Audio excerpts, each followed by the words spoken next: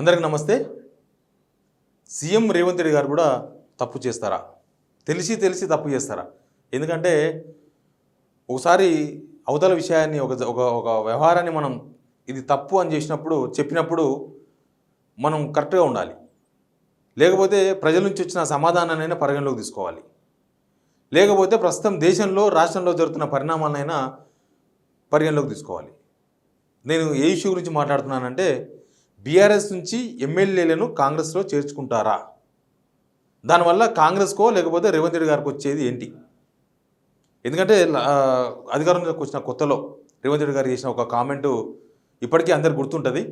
ఆయన చేసిన కామెంట్ ఏంటంటే, మేము వేరే పార్టీ వాళ్ళని ఎవరిని తీసుకోము.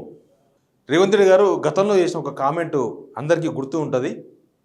మేము అవతల పార్టీ వాళ్ళని ఎవరిని తీసుకోము, కానీ మా దాకా వస్తే మాత్రం మేము చూస్తూ ఊరుకోము. అంటే మా వాళ్ళని ఎవరైనా చేర్చుకోవాలని ప్రయత్నం చేస్తే ఖచ్చితంగా మేము కూడా అదే దారిలో పోవాల్సి వస్తుందని అన్నారు. నిజానికి గతంలో ఈ 10 సంవత్సరాల్లో కేసీఆర్ ఇతర పార్టీల నేతలను చేర్చుకోవడం పెద్ద తప్పు అనేది అందరం మాట్లాడినాం. రేవంత్ రెడ్డి గారు మాట్లాడినారు, యాజ్ ఏ జర్నలిస్ట్గా నేను మాట్లాడినా, అందరూ మాట్లాడినారు. తప్పు. ప్రజాస్వామ్యంలో ప్రతిపక్షం ఖచ్చితంగా ఉండాలి. ప్రతిపక్షం లేకపోతే అది ప్రజాస్వామ్యం వర్ధిల్లదు.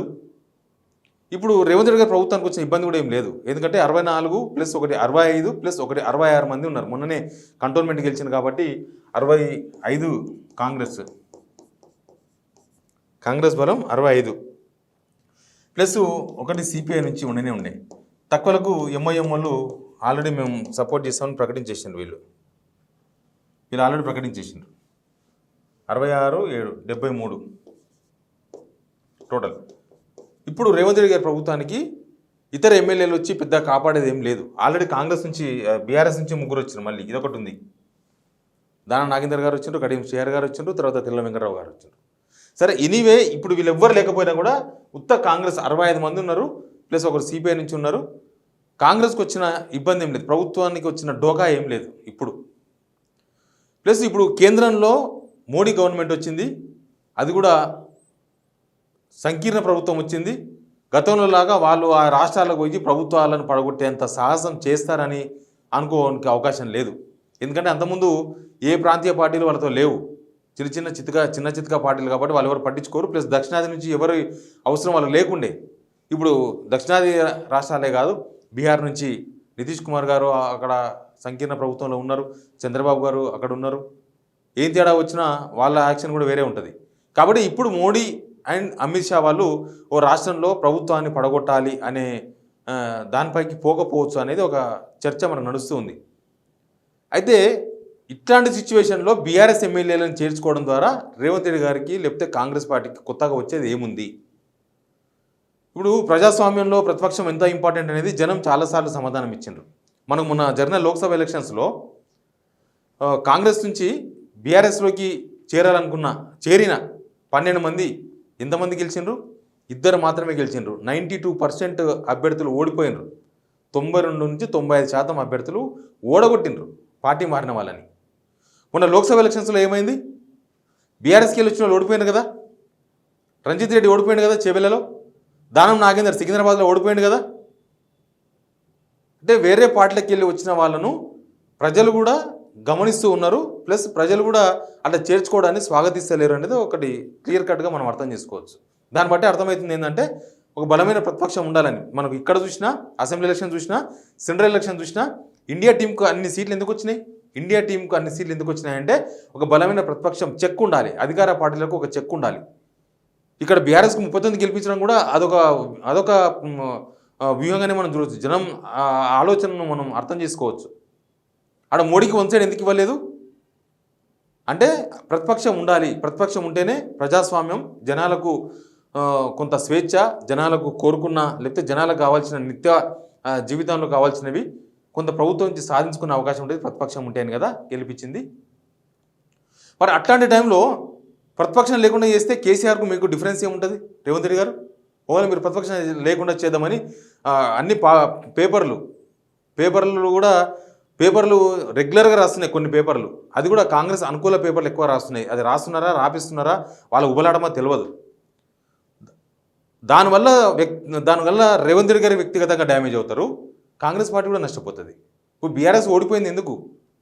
ఓడిపోయిన దానిలో బీఆర్ఎస్ ఓడిపోయిన దానిలో ఇది ఒక రీజన్ కాదా? ప్రతిపక్షం లేకుండా చేసిండ్రు, కేసీఆర్ కాంగ్రెస్ను లేకుండా చేద్దామని ప్రయత్నం చేసిండ్రు, తద్వారా ఏం జరిగింది? బీఆర్ఎస్కి నష్టం జరిగింది, కేసీఆర్ ఓడిపోయినరు, బీఆర్ఎస్ ఓడిపోయింది. దాని ఎఫెక్ట్ బీజేపీ బలపడ్డది. మళ్ళీ అదొకటి ఉంది. కేసీఆర్ కాంగ్రెస్ లేకుండా చేద్దాం అనే ఒక ప్రయత్నం ద్వారా బీజేపీ లబ్ధి చేకూరింది, బీజేపీ బలపడ్డది. ఎందుకంటే అక్కడి నుంచి ఇక్కడ నుంచి ఏ పార్టీకి పోవాలనుకున్న లీడర్లంతా బీజేపీలోకి పోయినారు.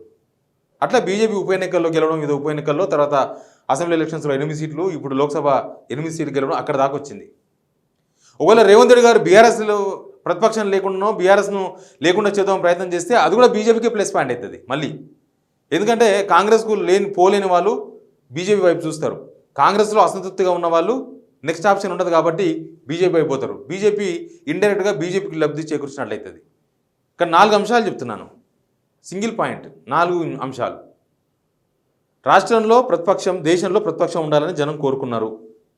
ప్లస్ కేసీఆర్ తప్పు చేసిండు అని మనం అందరం అంటున్నప్పుడు కేసీఆర్ చేసిన తప్పును మీరు ఫాలో కావాల్సిన అవసరం ఉందా లేదా అనేది సెకండ్ క్వశ్చన్.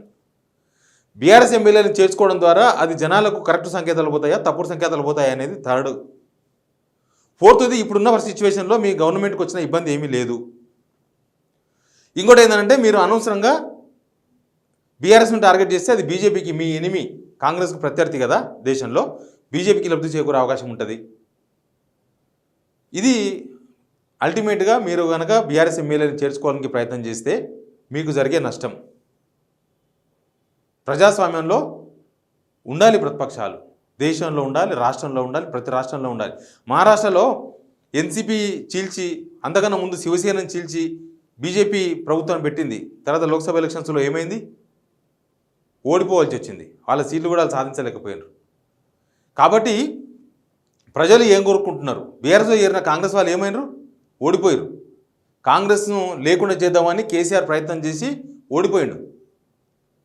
కాబట్టి ఈ జరిగిన పరిణామాలన్నీ కూడా మీకు కూడా వర్తిస్తాయి. మీరు తప్పు చేస్తారా అనేది ప్రస్తుతం సమాజంలో జరుగుతున్న ప్రశ్న, చర్చ. కేసీఆర్ తప్పు చేసినని అందరూ, సమాజం కూడా కేసీఆర్ చేయడం తప్పు అని సమాజం కూడా రెస్పాండ్ అయింది. మీరు కూడా తప్పు చేస్తారా, మీరు కూడా కేసీఆర్ బాటలో నడుస్తారా అనేది చూడాల్సి ఉంది. Please subscribe signal TV.